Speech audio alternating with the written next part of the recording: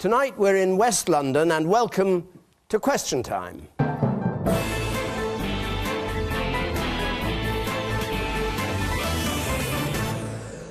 Good evening to you at home, to our audience here ready to question our panel. They, of course, don't know the questions that are going to be put until they hear them. Our panel tonight, the new Culture Secretary, Sajid Javid, promoted to the Cabinet yesterday to replace Maria Miller.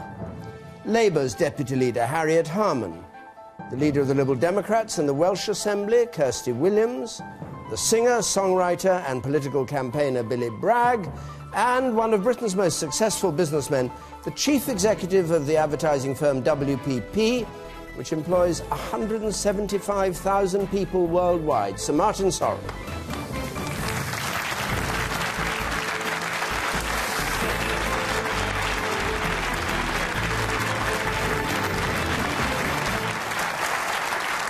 Thank you. Let's whiz into our first question, which comes from Dick Hogbin, please. Dick Hogbin. What will it take for the public to trust MPs on expenses again? Billy Bragg? Well, a lot, I think. I think what we've seen this week is the failure of self-regulation. Parliament rightly protects its privileges, and we understand why that happens, but it seems to me that the attitude expressed by Maria Miller towards the independent body that looked at her expenses and initially found that she should pay back £45,000, she seemed to... I don't think she was giving them enough respect. I think that she, in her dealings with them, her direct dealings with them, she clearly felt that they shouldn't really be investigating her. And for the public, I think it has a very, very corrosive effect. There simply is not enough accountability in our society. At the same time as this, you've got the press snapping at her heels because of the Leveson inquiry, and it's her job to implement the Leveson inquiry. And there's another situation where I feel there's not enough accountability in our society. And I think in the long term, the public's anger in some ways has been fueled by the press and some politicians who take, should we say, they think the worst. You know, they tend to, the papers and some politicians, they think the worst of people on benefits. They think the worst of immigrants. They think the worst, or they encourage us to think the worst, rather.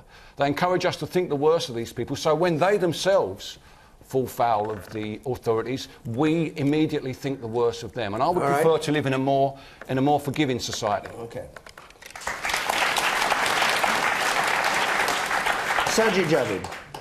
Well, I watched the expenses scandal unfold and engulf our politics, not as a member of Parliament, but as a member of the public.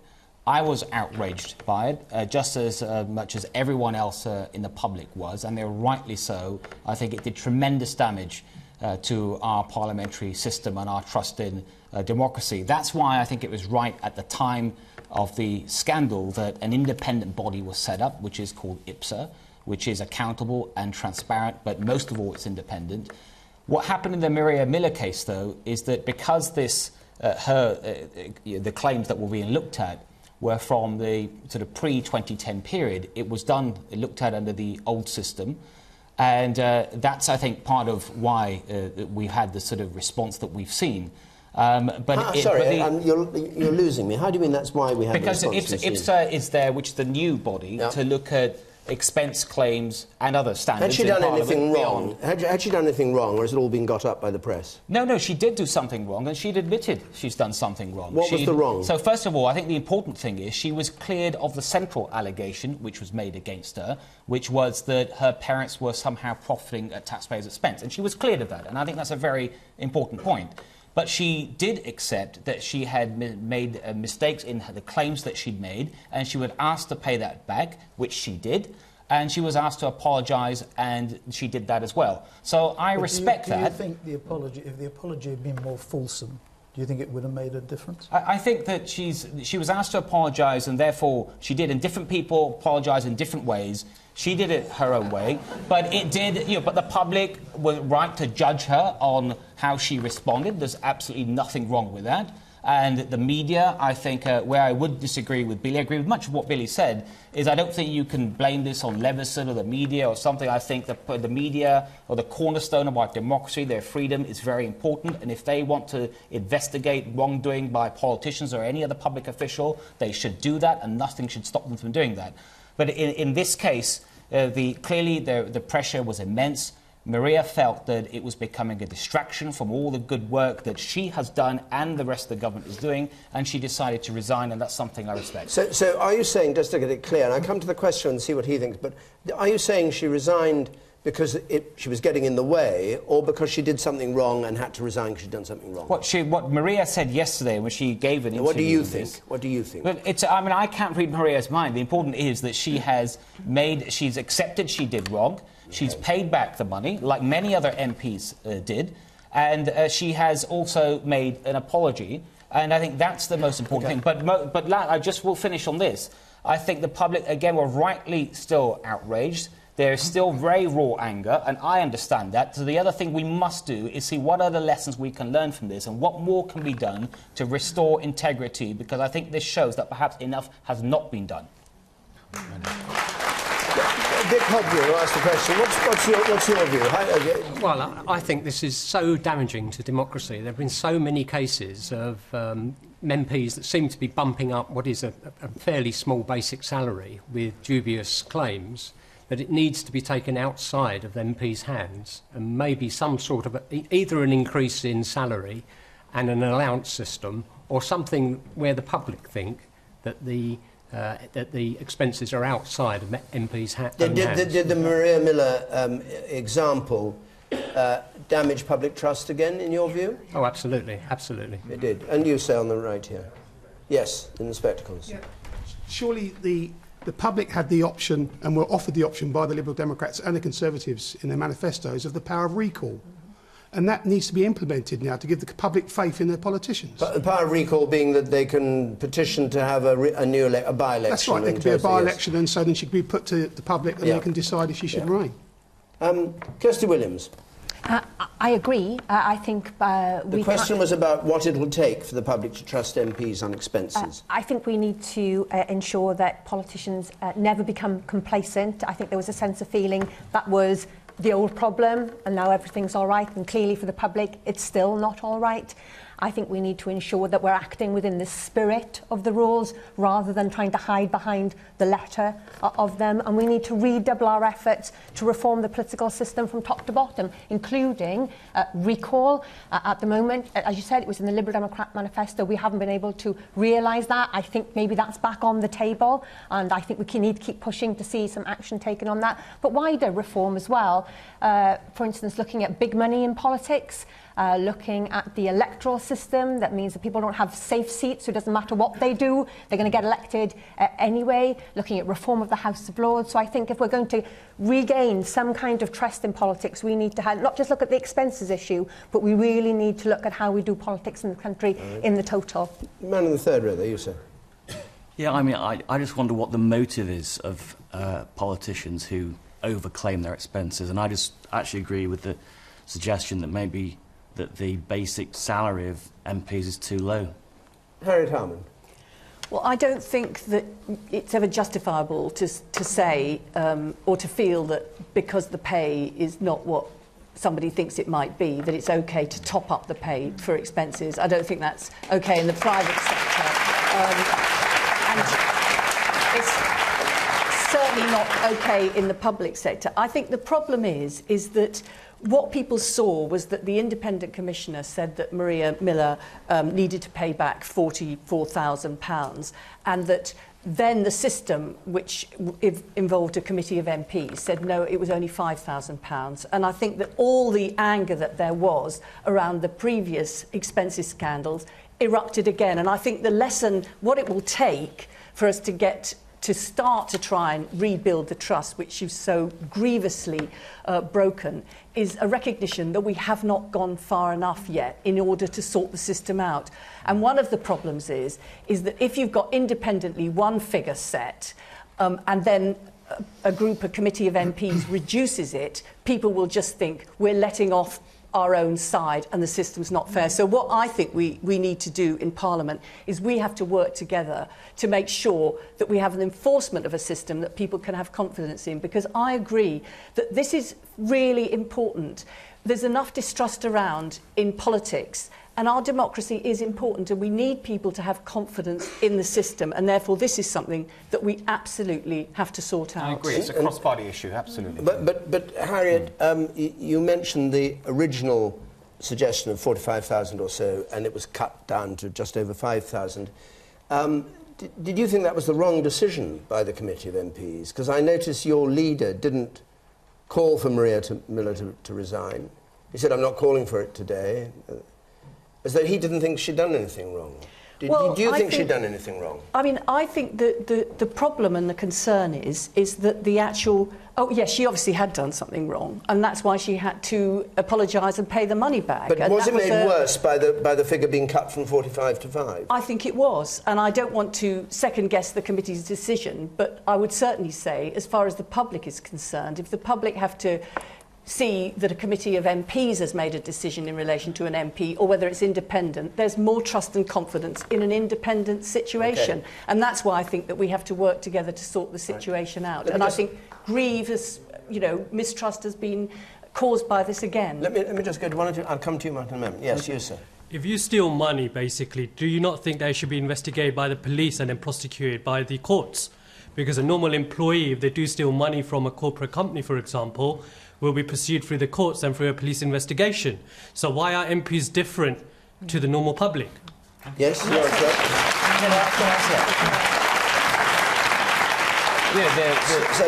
of all, the gentleman's point is absolutely right in that MPs should be treated just the same as any other member of the public when it comes to wrongdoing.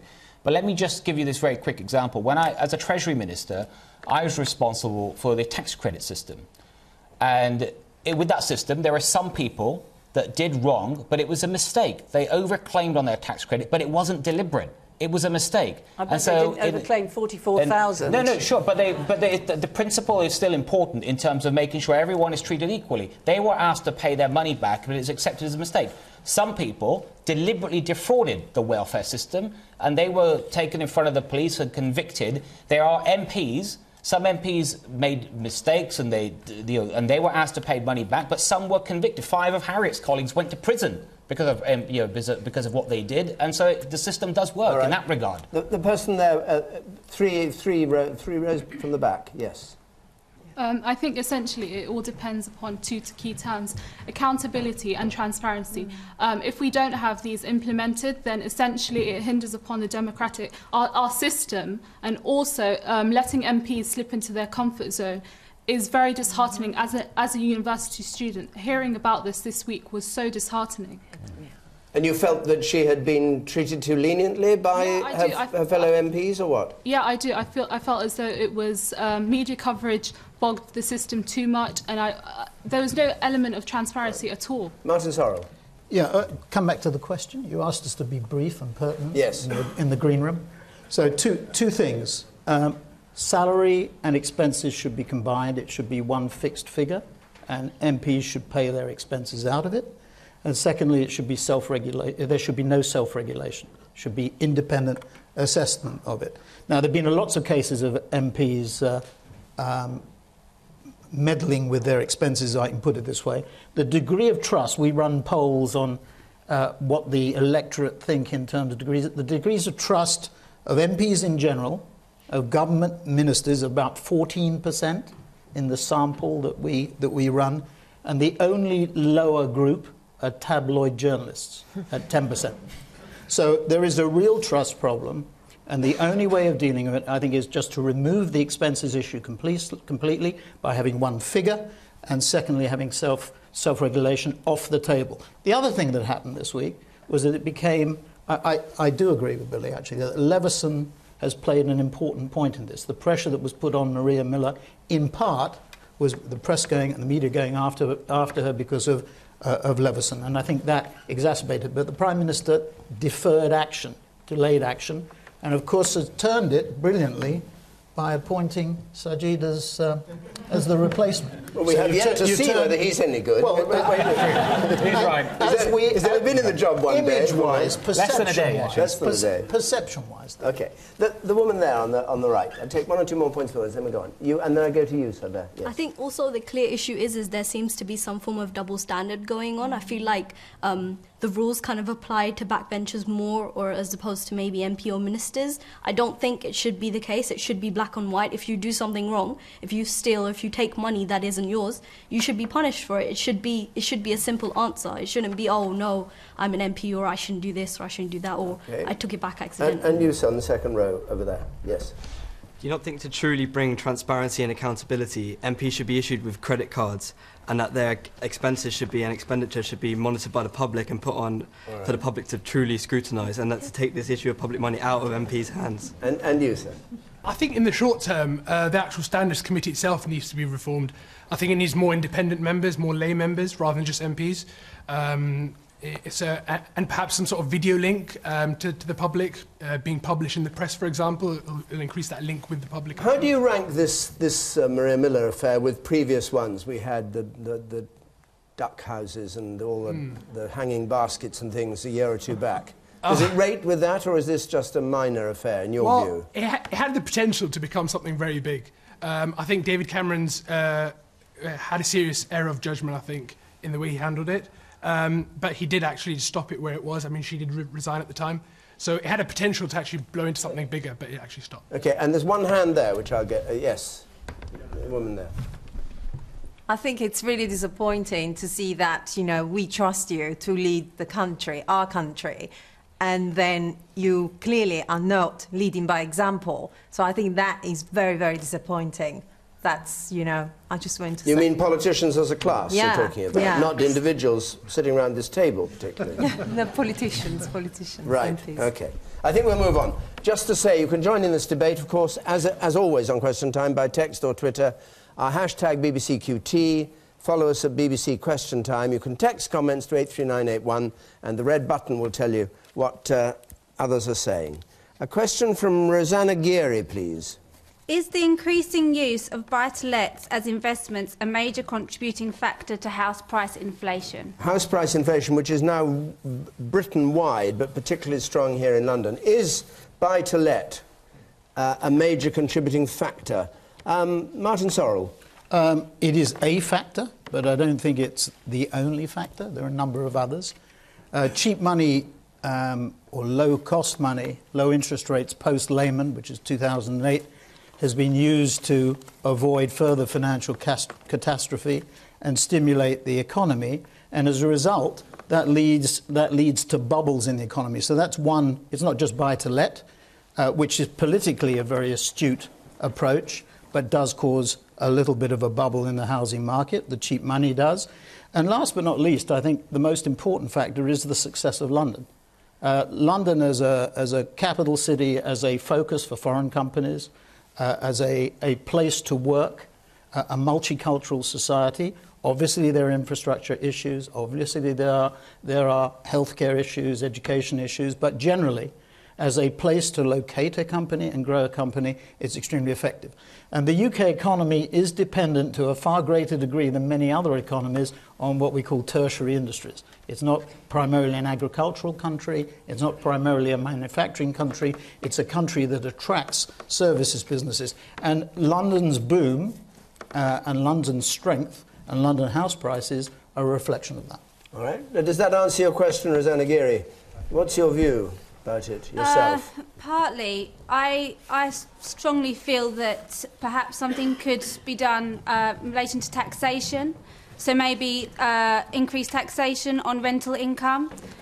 And also I feel that maybe there should be a restriction on the number of rental properties that an individual can own, because I fully appreciate that there's a lot of investment coming into the country, and that can't be anything maybe more than a positive thing. But all right, so Sajid Javid, now you answer this because you were at the Treasury until yesterday.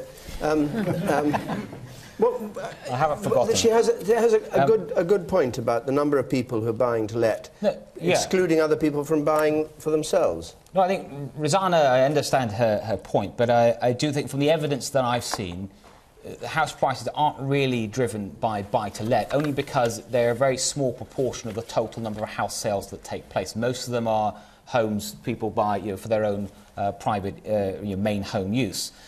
But the important point there is about the talk. There has been a lot of talk recently of a house price bubble.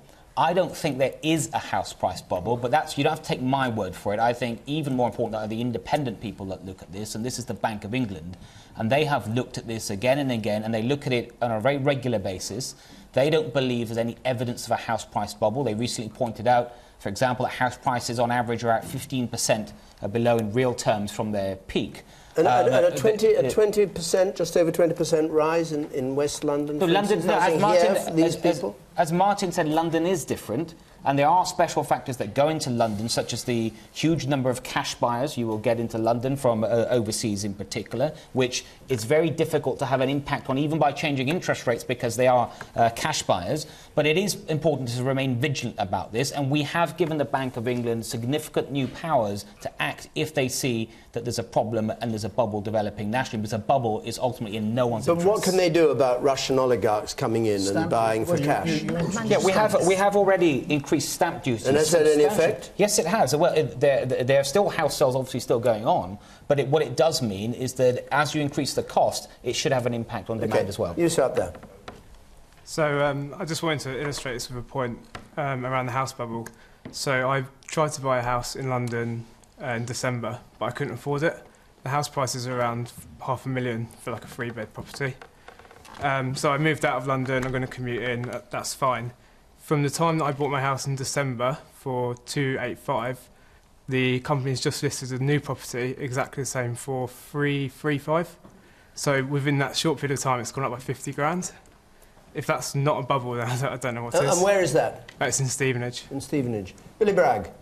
Well, I think that the problem with the buy-to-let is that now individual pensions have more or less disappeared, and if you put any money in the savings bank, you're going to watch it disappear because of inflation. People are desperate to find something that they believe is going to give them some return, and obviously in that sense buying property does make economic sense. The knock-on effect of that, of course, in somewhere like London is a housing shortage and a rise in the prices. I mean, you talk about the success of London, Martin. 1 in 4 households in London is on housing benefit because of the prices in London. And I think that in our capital city, people should be able to live here. People obviously want to work here. Well, it's not helped by the fact that, since the 1980s, councils have not been allowed to buy houses. After the social housing was sold off, there's been a cap on building houses. And we're in a situation where, the growth that we're getting is driven by household debt. Okay. And this is not sustainable. This is not a sustainable economic model. One part of it is supply. It's demand and supply. And where I would agree with you is that the land banks have not been freed up. That there are certain institutional. Well, we need a land tax. Banks. We need a solid land tax on people who land banks. You mean people holding land and not developing it? And even government national health has larger tracts of land than the Mayor of London. The woman there on the right. Yes, you. I'd echo what the gentleman said earlier. I mean, the houses in the roads around where I'm living have gone up 38% in the last 18 months. And my concern is what happens to the provision of essential services in the area. Teachers, nurses, where are they going to live? Okay, and you? Just like to challenge Sajid, Javid on something, because I know he's a smart guy, knows his economics. We talked about buy-to-let. How about help to buy? I mean, I would implore you to learn the lessons of the American housing boom and bust. Help to buy, encouraging people to take on debt in the housing market. It's great politics in the short term, but it can have catastrophic economic effects. So isn't it time we stopped putting Treasury money behind subsidizing debt in the mortgage market and just built some more homes? I'll come to you in a moment. Okay. But I'd like to hear Harriet Harman on it. Harriet, on that point, if you could, too. I mean, the most important thing about housing and the starting point is that people need housing to live in. And the difficulty is if it becomes just a question of investment, investment in people because they're compensating for not having a pension, or investment because they see the property market zooming up, so they invest and buy in cash, overseas buyers. And I think that we definitely need, and that Martin's right, it's a supply and a demand issue. We haven't built enough homes. We need to have a massive building programme, and that includes affordable housing built by councils, because if you do help to buy but you don't supply more homes, then all that happens is the prices go up and more people from abroad see it as a massive investment. And I don't know how Sajid can say that there's not a house bubble in London. I mean, it's much worse than a bubble. The prices have gone mad, and we urgently need more building. The woman in yellow up there at the very back. I think, while I don't have a problem with buy-to-let per se, what I find concerning is that a lot of the new builds that were designated under Help to Buy, to bring first-time buyers onto the property market, are actually being sold off-plan in East Asia. And I think, to me, that's a problem, because as someone who wants to use Help to Buy, if that is being let as an investment, it defeats the purpose. But what do you do about it? Martin Sorrell said this is a big city, it has worldwide trading relations, people want to put their money here. I think in that case, if if homes that cost 500,000 or $1 million, if that's being taken up by people as a second investment or as a second property, it's not as concerning as if new homes that are being built with the intention that Help to Buy scheme will be used for first-time buyers. I think those should be restricted to resident buyers who actually plan to live in them. Yeah. Help to Buy should be for residents, not being used as an investment for a second property. Kirsty Williams.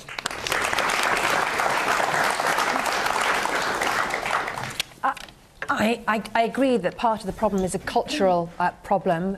We often see houses as an investment rather than bricks and mortar and homes for people to live in. That lady's point about key workers is absolutely crucial. We're in danger of creating such an imbalance in our society, which isn't good for anybody, even those who can afford to live here and buy properties. The lack of key workers is going to be a real problem for them. I think we do need to address the issue of the number of houses that are being built, the type of houses that are being built. I'd love to get back to a situation where we're really focusing on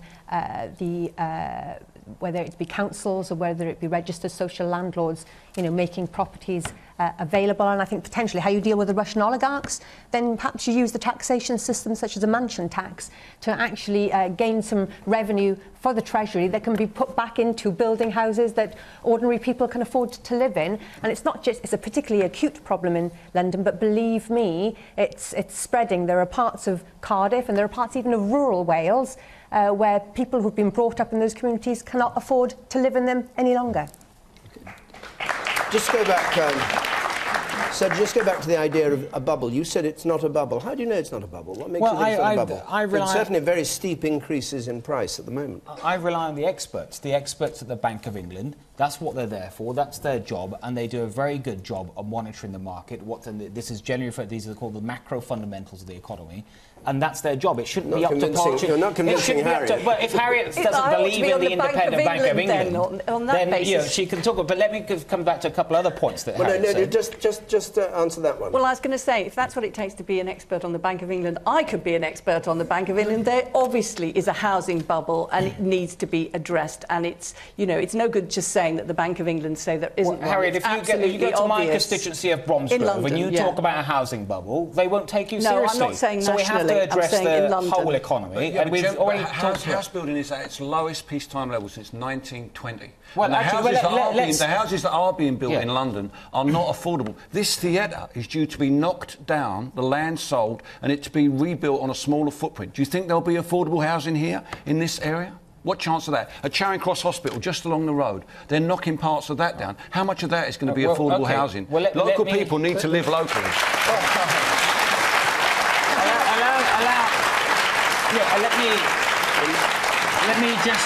Let me introduce some facts to Billy's argument. Billy talked about inflation before being one of the major reasons. Inflation is at 1.8%, one of the lowest levels we've seen, below the target rate of 2%. Billy talked about social housing. And so did Harriet. Under Labour, social housing fell by 420,000 units. Under this government, it's up by 150,000 units. Billy talked about household debt going up, and though that's responsible, household debt was 170% of average earnings under the previous government in 2009, and it's now down to 140%. So it's actually down. I know these are inconvenient facts, but these are the facts. Another inconvenient fact and for you. You have to... the average wages are down by £1,600 since the general election. That's average wages are down. So how do you expect people to be able to afford to get on the housing ladder, not just in London, but even in Bromsgrove? But then you have to look at why our average wage is down. And because under our country went through the Great Recession, which was the deepest recession in almost 100 years. So, of course, people's earnings were hit. Average wages are down because workers no longer have proper representation in the workplace. That's why wages are down. No, wait a minute. You've put forward what you call inconvenient truths, and I think Harriet ought to have a chance to answer the inconvenient truths. Well, I think that, you know, everybody knows the idea that we're going to be told that everybody is miles better off and, you know, living standards have risen. I think it just looks completely out of touch. People are struggling to make ends meet, pay is stagnant, costs are going up. And I just think producing a mouthful of figures to say, you know, here's all the indicators that say it's fine and the recovery, it's on its way, people will say, well, the recovery hasn't arrived at my door. So I think it's just out of touch. I was just going to come on before you started to say that the fact that there is no inflation or limited inflation, in fact, the Bank of England is worried about deflation. And you see house prices increasing at the rate, and you hear just the apocryphal evidence from the people in the audience. Surely that demonstrates there's a house bubble. Surely that does. Because house prices, as you hear in Stevenage or where else, are going up at a very rapid rate at a time when we don't have inflation in the system. And the authorities are worried about that fact and the fact that we'll have deflation as a result. Yeah, London or UK-wide? Well, I think it's at its height in London. And what do you do about a bubble like that? What can you do about it? Look, be blunt about it. Buy-to-let was a political move. It was a move that was very popular. Help to Buy? Yes, Help to Buy was a political move. It was done in order to stimulate electoral support because it would be extremely popular. The problem is, you know, be careful what you wish for. Prior to the election, it has resulted in significant house price inflation. Yeah, you can in a second. I just want to go to the man up there on the second row from the back. Yes, Susan. Well, Sajid's talking about how the Bank of England didn't see this, is not seeing this coming, but last time I checked, they didn't see the last problem that came along. That's the first thing. Second of all, the Bank of England doesn't, when they actually calculate for inflation, doesn't actually put house prices in. That doesn't actually put it in the calculations, apparently. I'm not sure, but... Yeah, well, actually, well, first of all, the reason the Bank of England didn't see the last problem, which I think you're referring to the credit crisis, is because Labour took away responsibility of oversight from the Bank of England and they gave it to a new quango called the FSA. I mean, these are the inconvenient facts that Harriet has to confront. And now we've given that power back to the Bank of England because it shouldn't have been taken away in the first place. May I just address the Help to Buy issue, because a number of people have raised it. You know, Help to Buy, why have we introduced that? It is because there is plenty of evidence that there are many people, especially young people, that can afford mortgage payments, they can comfortably afford mortgage payments, but they don't have rich parents that can help them get a £40,000 or £50,000 deposit. I make no apologies to help people get on the housing ladder and have their own home and meet their aspiration. That's the purpose of Help to Buy, and I'm glad that it's working. It's also a temporary scheme, unlike the US scheme, where the Bank of England has powers of control over some of the parameters, and it will last 3 years. It has a 3-year shelf life, and I think that's the right way to intervene in the market for a temporary process that addresses this issue. It is just not true to say that the global financial crisis was caused by anything that the Labour government did or by us setting up the Financial Services Authority. That is just absolutely ridiculous. And also the Conservatives were arguing for us to deregulate financial services when we were in government, so let's take the from them. Let's not rewind that argument, which we've had many, many times here. There's a pub in Hackney where every time you say that and you say that, they have to drink a glass of wine. because they're so fed up with it. The woman there, and then I'm going to go on to another question. You on the right there. Thank you. Briefly, if you would. I don't believe that everybody wants to buy their own home. I don't think there's anything wrong with increasing housing stock so that people can actually rent in affordable housing.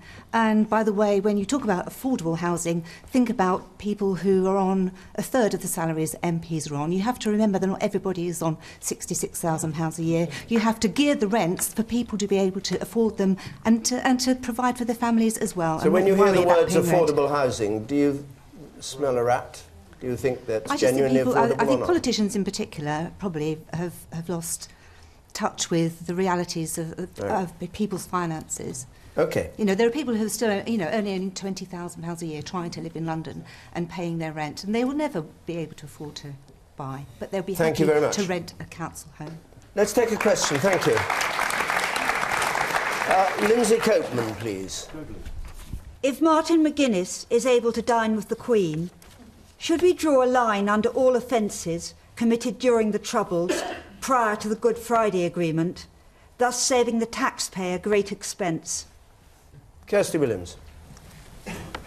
I can't begin to put myself in the shoes of those that have lost people in the Troubles at the hands of the IRA, and I can't begin to imagine how they must feel to see Martin McGuinness go to Buckingham Palace as part of the Irish President's state visit. But what I am certain of is that nobody in this country, and I don't think anybody in Ireland, wants to go back to the Troubles. So we've got to find a way of moving forward, and sometimes that has painful images and painful things that we've got to deal with. What's clearly left outstanding from the peace process is our historic issues and historic crimes and how those best can be dealt with, and we've got to find a new impetus behind talks to look at a reconciliation process to address those concerns, because I don't think we'll truly move forward from the Troubles until those particular ghosts are laid to rest through a conciliation process that all sides can feel happy with. Would you abandon prosecution of crimes, murders, assassinations, bombs and all the rest of it that happened before the Good Friday Agreement? No, I think things need to be properly investigated, and if there are cases to answer and people who can be brought to justice, I think justice needs to be seen to be done and needs to be done, but we also need alongside that, there are some of those issues are never going to be actually brought before a court of law, and we've got to find some way of creating as I said, a process and conciliation process that can bring those communities together. Otherwise we'll never achieve the well-being that we want for the people of Northern Ireland who have suffered so dreadfully.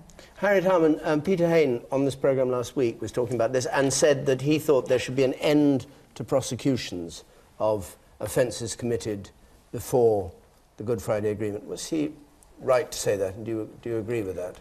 Well, I don't think you can just simply say that and say, I think there should be an end to prosecutions. I think that it's right that there should be a process to look at how you deal with these cases from the past, as Kirsty said, as part of the reconciliation process.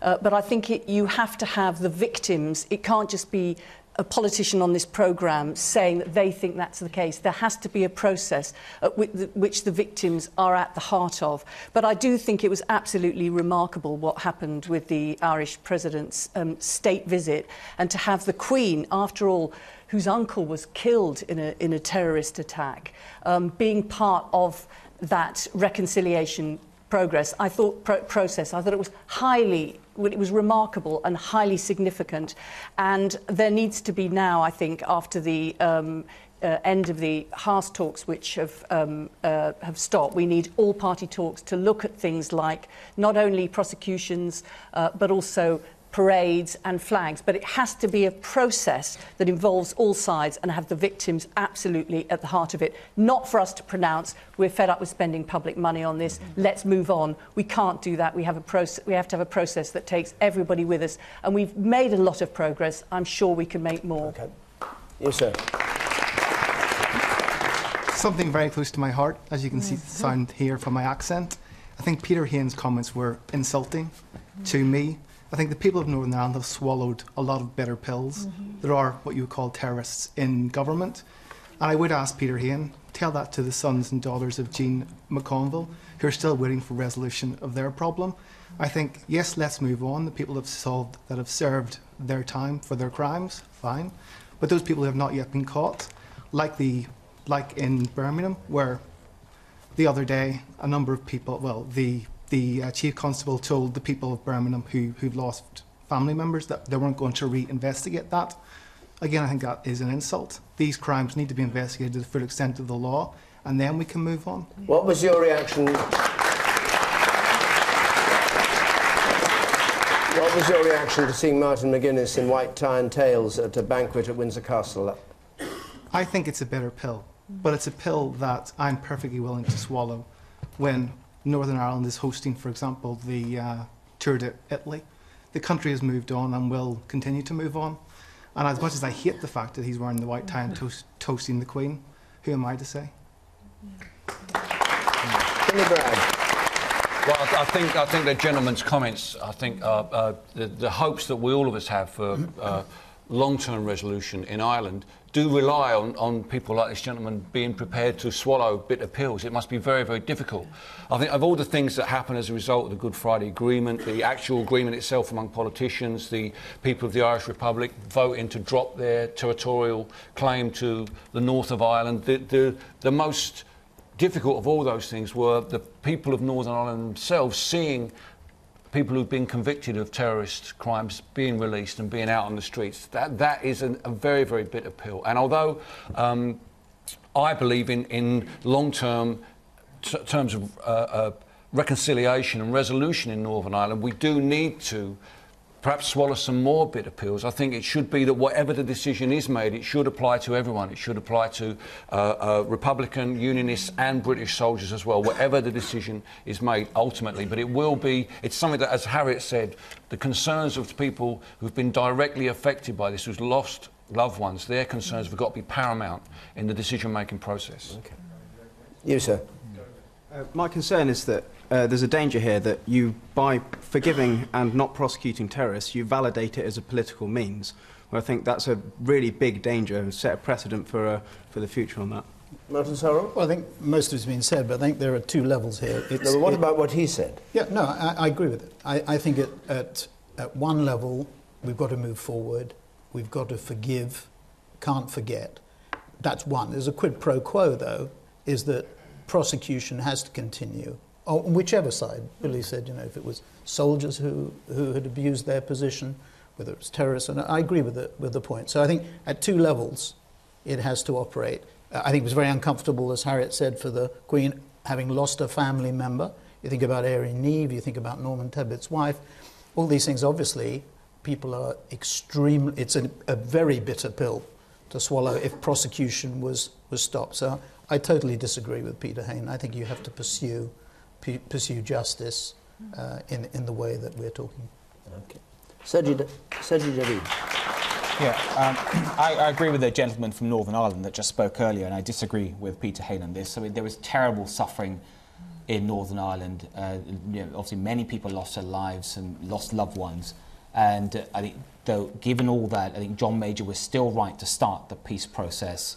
It required, as we've heard, some very difficult decisions to be made, really difficult compromise. I think no one can underestimate how difficult that is. But I think with the scenes that we've seen this week, particularly with the Queen, it's an opportunity to pay tribute to her for the role she's played in this, and we saw that again today. But I think that the rewards are there for all of us to see, and so it's been a sacrifice, but it's been worthwhile to bring peace to Northern Ireland.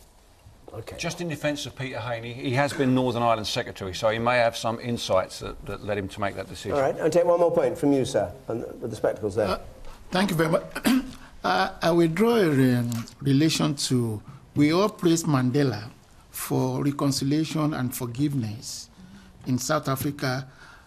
If you look at the number of people that were killed in Soweto and the number of people that were killed in Northern Ireland, why is it that we cannot forget the past? We know it's a bitter. I really sympathize with the gentleman here. But at the same time, we should be able to move forward. And if there are people identified to be prosecuted, you can do that.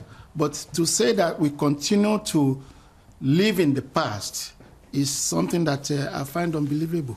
Okay. Thank you very much. Right, let's go on. Hajra Batanda, please. Hajra Batanda. What is the point of raising student fees when 45% of students are not expected to earn enough to repay their student loan? Yeah, this is the reports that have been coming through that despite the fact that student fees have gone from 3,000 to 9,000 a year, everybody is now saying the government's not going to get the money back anyway, so why did they bother to do it? I suppose you better start on this one. Happy to. I was the first member of my family to go to university, and it opened up tremendous opportunities for me. And I want as many young people to be able to access that kind of education, get those opportunities for themselves. What that does mean, though, is that we need to have a university system that financially is sustainable for the long term.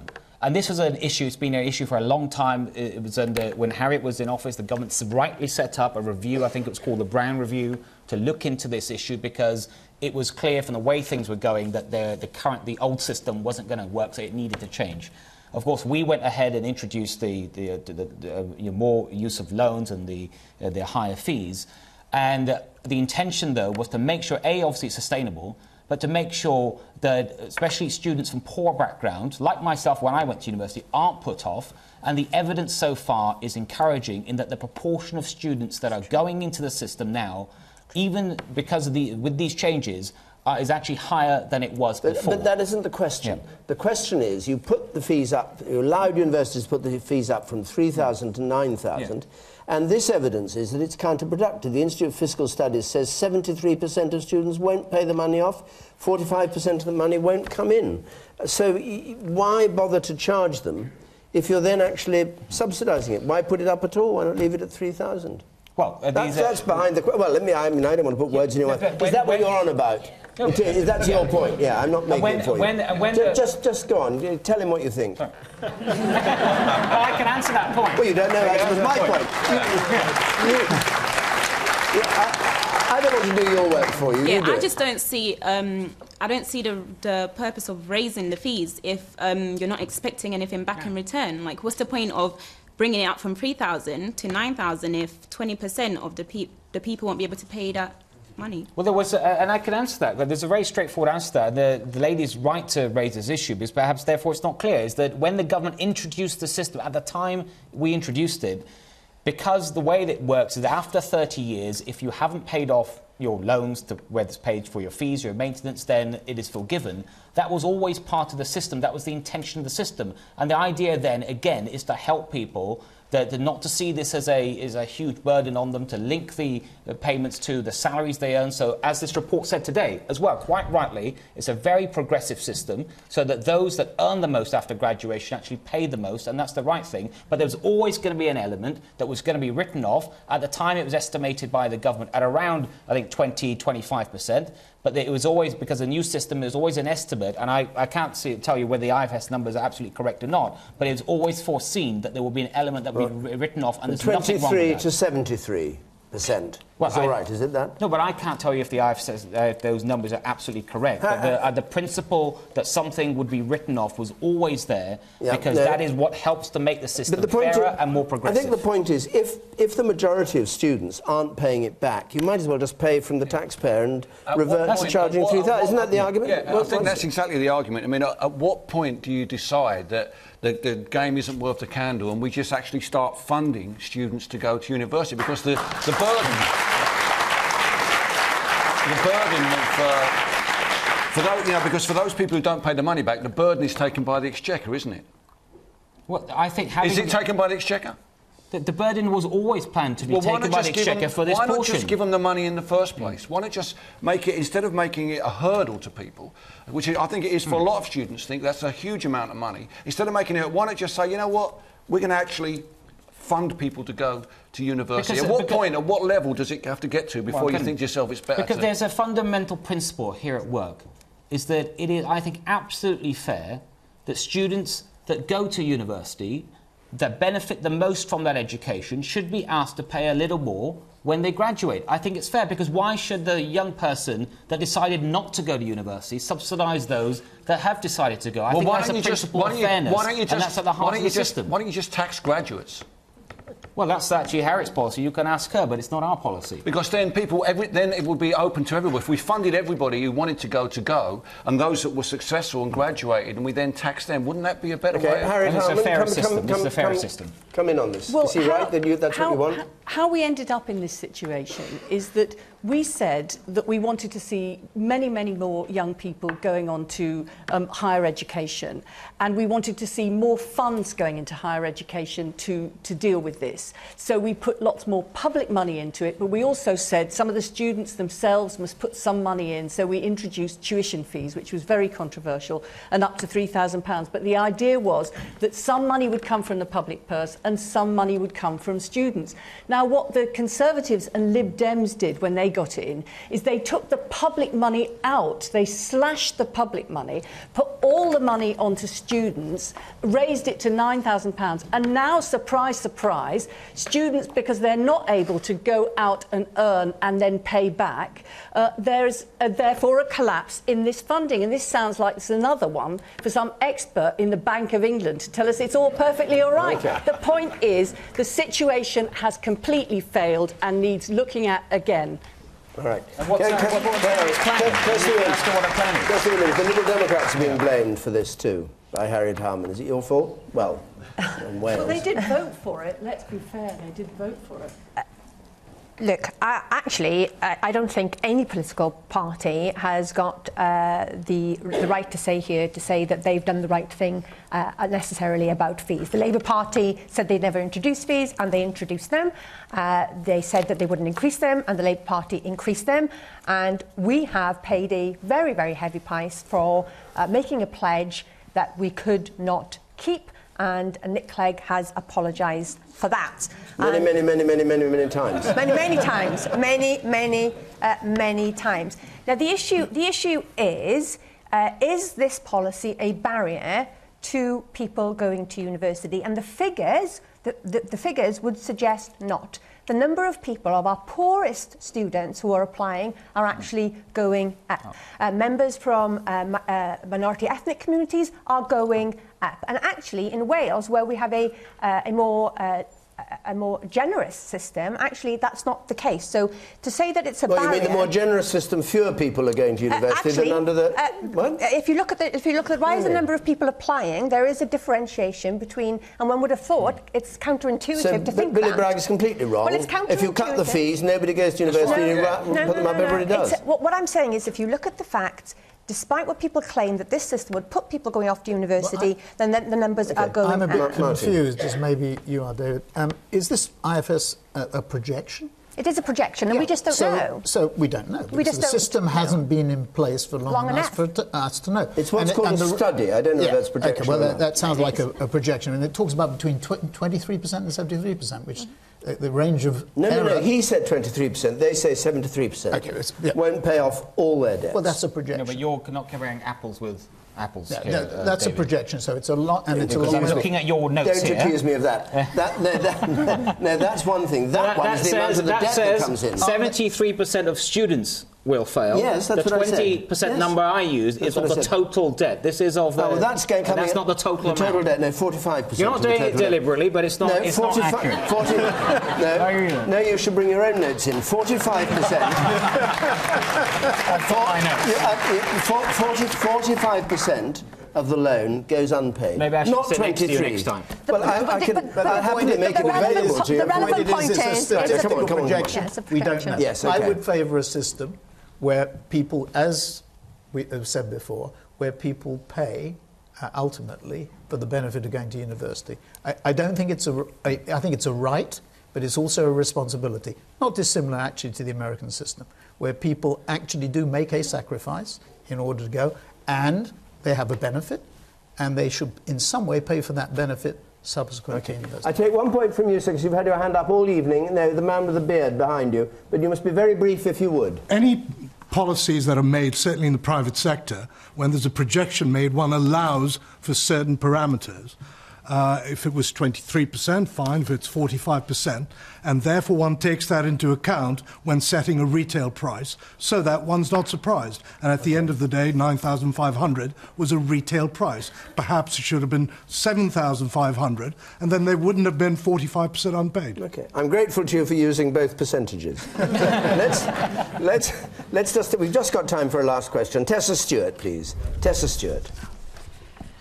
Does the televising of Pistorius's trial help or hinder the course of genuine justice? You may have seen the scenes in South Africa at this trial. Martin, what's your view of it? We have to be quite quick on this. Hinders. Yeah.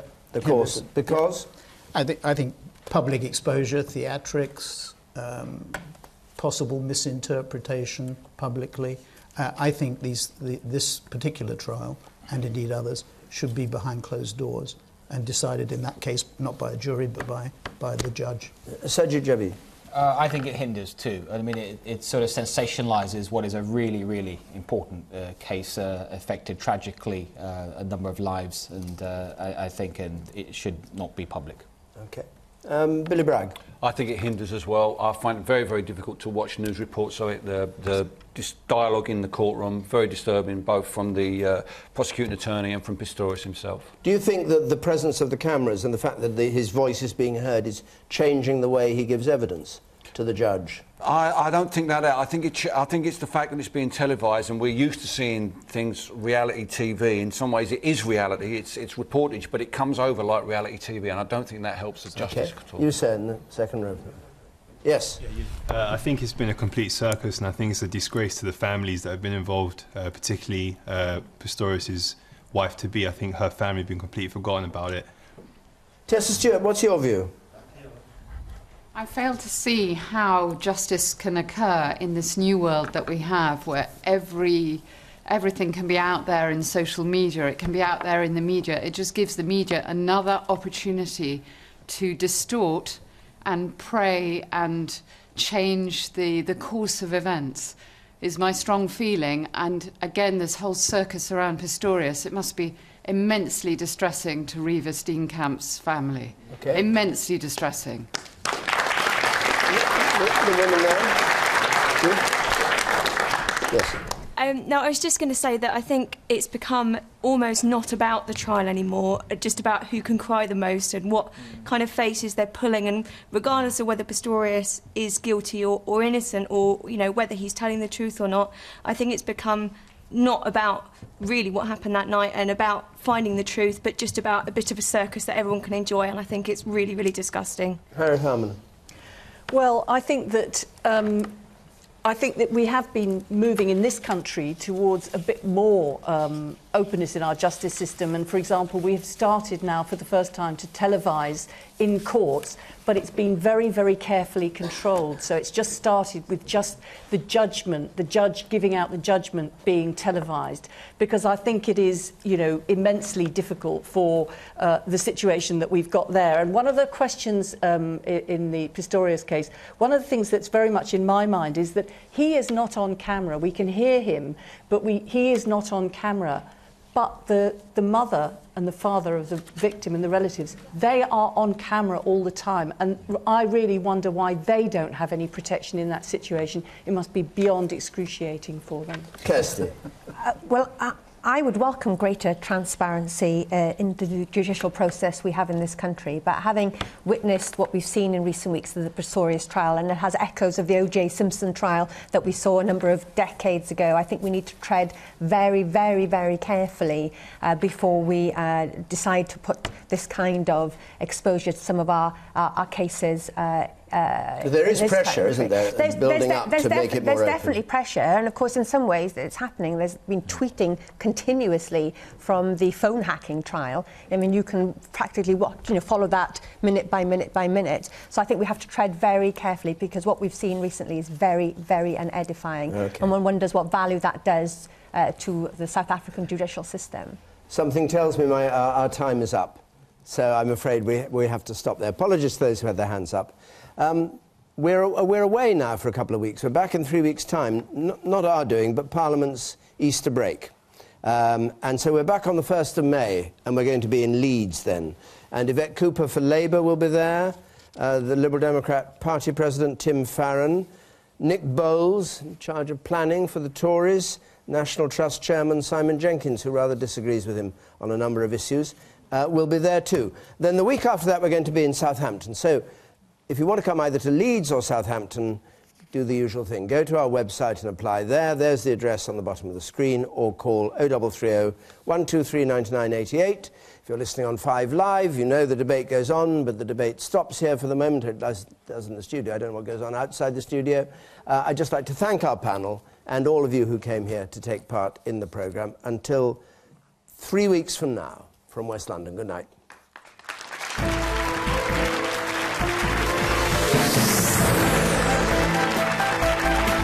Yes, the debate continues with John Pienaar and Stephen Nolan over on BBC Radio 5 Live now. This Week is next here on BBC One.